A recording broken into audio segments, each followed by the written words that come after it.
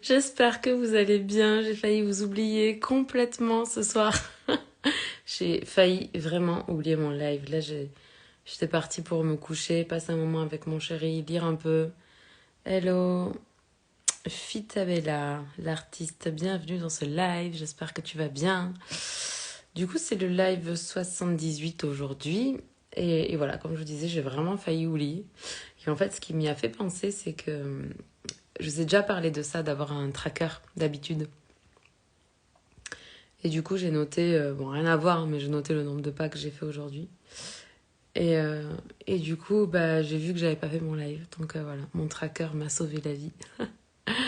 Et désormais, nous pouvons dire que j'ai fait mon live. Salut Moundir, bienvenue dans ce live. J'espère que tu vas bien. Du coup, voilà, je voulais vous parler peut-être de ça, du tracker d'habitude, mais peut-être de le prendre d'un point de vue positif. Et de manière générale, je crois que on devrait faire ça à chaque fois qu'on a un objectif dans notre vie. Que ce soit un objectif de santé, un objectif de live, un objectif de chiffre d'affaires, un objectif de nombre, je sais pas moi, de mails envoyés, j'en sais rien. Quels sont les objectifs que vous vous fixez et les actions que vous avez décidé que vous allez mettre en place de manière régulière, quotidienne, journalière, et du coup de suivre ça. Par exemple, même si vous avez envie de méditer ou envie de faire du sport, je trouve qu'avoir un tracker, c'est génial. Alors après, encore une fois, le tracker est censé être un outil qui vous permet de tenir vos engagements et pas qui vous fait culpabiliser parce que vous n'avez pas tout bien fait. L'idée, c'est plutôt de pouvoir suivre votre progression. Si par exemple vous dites ok, je me remets au sport et je vais faire 3 séances de sport par semaine et que vous traquez vos 3 séances de sport par semaine, peut-être qu'au début vous en ferez 3, puis la semaine d'après encore 3, puis la semaine d'après 2, et puis la semaine encore après seulement 1, et puis la semaine encore après 2. Et en fait, ce qu'il y a à regarder, c'est qu'à la fin du mois, vous aurez fait quand même plus de sport qu'avant de suivre vos habitudes, et que l'idée, c'est pas de vous culpabiliser si vous faites pas la totalité de ce que vous aviez prévu de faire, mais plutôt de vous féliciter pour toutes les fois où vous avez fait l'action que vous avez dit que vous mettriez en place. Voilà, moi j'utilise un tracker depuis... Enfin, des trackers, parce que vous imaginez, c'est plus le même. Mais depuis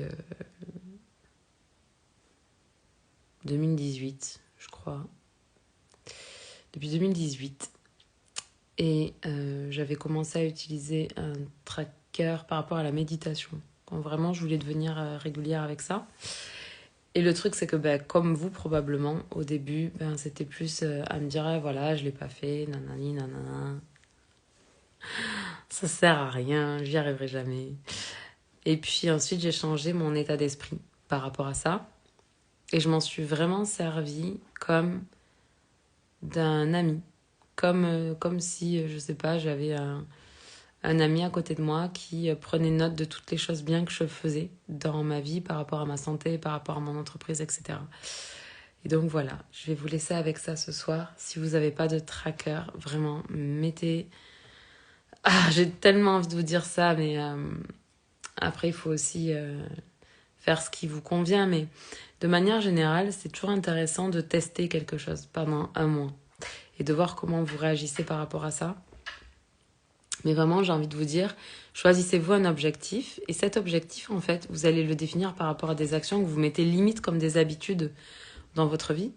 Et comme ça, vous pouvez suivre votre progression. Vous pouvez suivre le nombre de fois où vous tenez votre engagement par rapport à vous-même. Et encore une fois, l'idée, c'est pas de vous culpabiliser. Je tremble beaucoup, désolée. J'espère que c'est pas désagréable. Il y a Seb qui rentre dans la chambre.